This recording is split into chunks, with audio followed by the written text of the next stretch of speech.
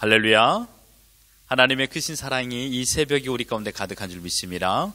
오늘 우리는 사사기 15장 1절로 20절의 본문을 통하여 혼돈의 상징 삼손이라는 제목으로 하나님의 말씀을 함께 나누도록 하겠습니다. 우린 계속해서 삼손에 대하여 묵상하고 있습니다. 삼손의 인생, 말 그대로 혼돈입니다. 무질서죠. 삼손은 보복행위를 합니다. 그런데 그 보복행위의 목적이 이스라엘을 압제하고 있는 블레셋이라는 나라에 대한 복수가 아니라 철저하게 개인적인 모욕에 관한 원수를 갚기 위한 보복 행위라는 사실입니다. 삼손은 하나님께로부터 받은 능력을 하나님의 영광을 위하여 사용하지 않고 자신의 자존심을 지키는데 사용한 자였습니다. 믿음의 본이 되는 행동은 결코 아닌 것이죠. 여러분, 그의 능력을 보십시오. 아무런 도구나 무기를 사용하지 않고도 맨손으로 여우를, 그것도 300마리를 잡을 수 있는 사람이 이 세상에 어디 있습니까? 삼손의 능력은 보통 사람과 동일하지 않습니다. 하나님께로부터 받은 능력이 아니고서는 불가능하죠.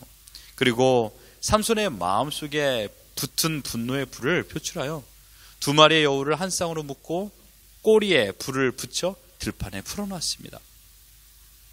그 시기가 밀 거둘 때라고 했으니 팔레스타인은 비가 오지 않는 건조기였습니다. 생각해 보십시오. 들판은 비가 오지 않아서 메말라 있습니다. 여우의 꼬리에 불이 붙었으니 얼마나 이리저리 뛰어 다녔을까요? 그것도 150쌍이 뛰어다니니 딥나에 있는 모든 들판은 불난리가 되었을 것입니다. 과연 이러한 행동이 이스라엘을 블레셋의 손에서 건지기 위한 전쟁일까요? 아닙니다. 무시를 당해서 자존심 상함에 대한 복수를 한 것입니다. 그러함에도 불구하고 블레셋 족속에게 삼손의 복수 행각의 배후에는 이스라엘을 블레셋의 압제로부터 건져내시려는 하나님의 섭리가 있다는 것을 알아야 됩니다. 블레셋 딥나 들판에 일어난 불은 40년 동안 이스라엘 백성들에게 고통을 주고 이방 우상들을 섬기도록 종용한 것에 대한 하나님의 심판으로서의 의미를 가지고 있는 것입니다. 왜냐하면 생명에 살고 죽는 것은 하나님 아버지의 뜻에 있기 때문입니다. 여러분, 아침이 되었습니다. 이제는요, 추수할 곡식과 감람원에 나간 블레셋 사람들은 놀라지 않을 수가 없었습니다.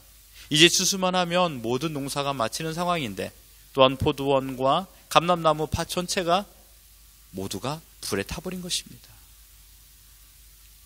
그리고 누가 이 일을 행하였느냐? 블레셋 사람들의 마음은 불붙는 분노로 가득했습니다. 분노가 옮겨졌죠. 범인을 찾기에 혈안이 되었습니다. 끝내 딥나 사람의 사위 삼손이니라는 것을 알게 되었습니다. 그들의 행동을 보십시오. 6절입니다. 블레셋 사람들이 이르되 누가 이 일을 행하였느냐 하니 사람들이 대답하되 딥나 사람의 사위 삼손이니 장인이 삼손의 아내를 빼앗아 그의 친구에게 준 까닭이라 하였더라. 블레셋 사람들이 올라가서 그 여인과 그의 아버지를 불사르니라. 결국 삼손의 복수 행각은 자신의 부인과 그의 가족들을 불로 태워 죽이게 됩니다. 이들도 무질서 속에서 악한 행동을 하게 되었던 것이죠. 아이러니하게도 삼손의 수수께끼의 답을 알지 못했던 청년 30명이 삼손의 아내를 협박하며 했던 말을 기억해 보십시오.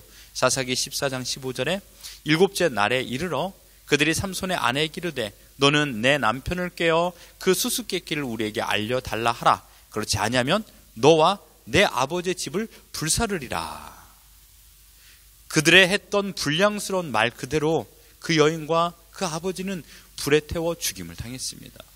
자신이 보기에 좋은 대로 했던 삼손의 이방 여인의 결혼은 수치와 모멸, 그리고 분노와 원수 갚음, 그리고 또다시 분노의 원수 갚음으로 말미암아 죽음으로 끝을 맺게 됩니다.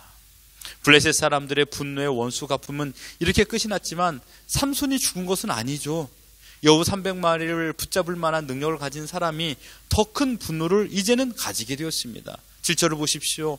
삼손이 그들에게 이르되 너희가 이같이 행하였은즉 내가 너에게 원수를 갚고야 말리라. 그리고 블레셋의 많은 사람들을 죽이겠다라는 복수를 기어이 행하고 맙니다. 그리고 전개되는 삼손과 블레셋의 복수전은 개인과 민족이 아니라 나라와 나라와의 전쟁으로 치닫게 되었습니다. 9절을 보십시오. 이에 블레셋 사람들이 올라와 유다의 진을 치고 레이에 가득한지라. 블레셋 사람들이 삼손을 사사로 생각했을까요? 개인의 감정을 잘 다스리지 못한 힘 있는 한 청년의 소동이라고 생각했을 것입니다. 또한 블레셋 입장에서 본다라면 우리가 너무 이스라엘을 관대하게 대하여 주니까 노예 나라 남자가 블레셋 여인과 결혼을 하려 하지 않나, 또한 나라를 어지럽히지 않나, 우리가 이러면 안 되겠다는 생각에 블레셋 군사가 유다에 쳐들어와 진을 치게 되었습니다. 대략 1000명이었습니다. 그리고 이스라엘 백성들의 입장을 한번 보십시오. 이 많은 군사들이 유다에 쳐들어와 진을 치는 광경을 보고 지난날의 압제가 떠올라 두려움에 휩싸였습니다. 10절을 보시면 유다 사람들이 이르되 너희가 어찌하여 올라와서 우리를 치느냐. 그들이 대답하되 우리가 올라온 곳은 삼손을 결박하여 그가 우리에게 행한 대로 그에게 행하려 함이로다 하는지라. 이스라엘은 이번 일을 계기로 삼손을 앞세워 블레셋과 전쟁을 펼쳐야 옳은 결정이지 않겠습니까? 이번이 기회 아니겠습니까? 하지만 이스라엘의 현재 상태는 영적으로, 육체적으로 그러기 상태, 가장 밑바닥이 있었습니다. 하나님 앞에 회개할 만한 신앙의 기틀도 사라졌고 40년의 압제 속에 노예 근성이 가득했으니 무슨 전쟁까지 치룰 생각이 있겠습니까? 어떻게 해서든지 블레셋 사람들의 뜻대로 행하는 것, 그래서 그렇게 해야만이 자신들이 살 길이라고 생각했습니다. 참으로 애석한 상황입니다. 하나님의 백성 곧 선민이 하나님의 존재를 잊고 살아가니 이처럼 비참한 메뚜기와 같은 처지가 되어버렸습니다. 이들 또한 무질서 속에 살고 있기 때문입니다. 하나님의 백성은 하나님을 떠나서는요, 아무런 힘이 없는 가장 미련하고 가장 연약한 자들이 됩니다. 우리는 세상의 힘이 너무도 강력한 것을 알고 있습니다. 경험해 봤습니다. 그래서 그 힘을 소유하고 싶어하는 마음으로 하나님을 잊어버리고 하나님을 떠나 세상과 함께 살아가는 자들도 있지 않습니까? 하지만 세상의 힘은 하나님 앞에서 종이 호랑이에 불과합니다. 성냥개비 하나만으로도 불에 타 없어진 존재일 뿐이죠. 어쨌든 지금 우리는 이를 통하여 이스라엘의 전체적인 상황을 알 수 있게 되었습니다. 얼마나 이스라엘 사람들이 블레셋을 두려워하고 있는가를 알 수 있습니다. 결국 3000명이라는 이스라엘 군사들이 집결하여 블레셋을 공격한 것이 아니라 삼손을 설득하러 바위 틈에 찾아갔습니다. 이스라엘 백성이 삼손에게 하는 회유의 말을 들어보십시오. 11절입니다. 유다 사람 3000명이 에담 바위 틈에 내려가서 삼손에게 이르되 너는 블레셋 사람이 우리를 다스리는 줄 알지 못하느냐. 내가 어찌하여 우리에게 이같이 행하였느냐. 여러분, 지금 이 말이 맞는 말입니까?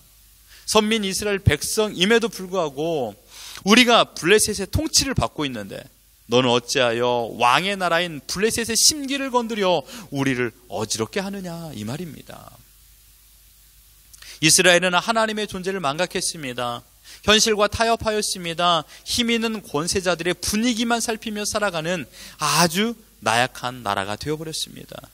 끝내 이스라엘은 삼손을 결박하여 블레셋에게 넘겨주었고 이 일 이후에 우리가 잘 알다시피 나귀의 턱뼈로 블레셋 군사 1000명을 죽이게 됩니다. 15절을 보십시오. 삼손이 나귀의 새 턱뼈를 보고 손을 내밀어 집어들고 그것으로 1000명을 죽였다라고 했습니다. 삼손의 초인적인 능력은 삼손의 것이 아닙니다. 14절에 여호와 영이 임함으로라고 그랬습니다. 곧 하나님의 힘으로 말미암아 가능한 것이죠. 사실 삼손은 마른 나귀뼈와 같은 존재입니다.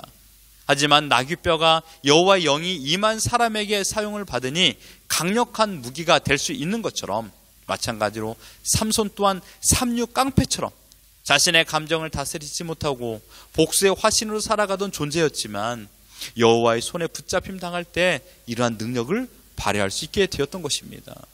하지만 사사 삼손의 고백을 보십시오. 16절입니다. 이르되 나귀의 턱뼈로 한 더미 두 더미를 쌓았으며 나귀의 턱뼈로 내가 1000명을 죽였도다.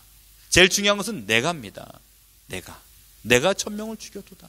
17절에 그가 말을 마치고 턱뼈를 자기 손에서 내던지고 그것을 라맛 레이라 이름하였더라. 여러분, 라맛 레이라는 뜻은요, 높은 곳의 턱뼈, 즉 턱뼈의 산이라는 것입니다. 많은 턱뼈를 보아라. 이것을 누가 했느냐, 이것입니다. 이 말 속에 능력을 베푸신 하나님을 찬양하며 영광을 올리는 내용이 있습니까? 아닙니다. 내가 이 턱뼈의 산을 만들었다. 내가 그들을 죽였다라는 것입니다. 내가 라만 레이에서 이 턱뼈로 1000명을 죽였다라고 자랑하고 있는 것입니다. 자신의 능력으로, 자신의 힘으로 1000명을 죽였다고 지금 말하고 있는 것입니다. 위대한 승리의 주체 되시는 하나님께 영광을 돌리지 않고 삼손은 자신의 만족에 도취되어 있었습니다. 여러분, 또 다른 사사 드보라가 큰 승리 이후에 했던 찬양을 한번 생각해 보십시오. 사사기 5장 3절에 너희 왕들아 통치자들아 귀를 기울이라. 나 곧 내가 여호와를 노래할 것이요 이스라엘의 하나님 여호와를 찬송하리로다. 승리의 주체가 하나님이심을 찬양하는 것과 삼손의 자기 자랑 속에 말하는 행적은 너무도 대조를 이루고 있습니다. 삼손은 지금 영웅주의에 사로잡혀 있었던 것입니다. 17절에 그가 말을 마치고 라는 것은 삼손이 승리의 영광을 자신에게 돌리는 말을 마친 후를 말하죠. 이 또한 무질서입니다.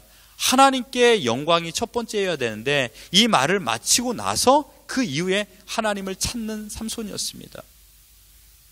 이 말을 마치고 나서 하나님께서 주신 물을 먹고 그제서야 하나님께서 큰 구원을 베풀어 주셨다라고 고백합니다. 이것이 오늘 본문의 전반적인 내용입니다. 오늘 본문을 보면서 저는 카오스, 혼돈이 떠올랐습니다. 삼손의 삶은 혼돈, 즉 무질서 그 자체입니다. 삼손이 했던 블레셋과의 싸움이 과연 삼손이 이스라엘 나라를 위한 국가적 차원에서의 복수입니까? 아니면 사사로운 개인의 감정으로 인한 복수입니까?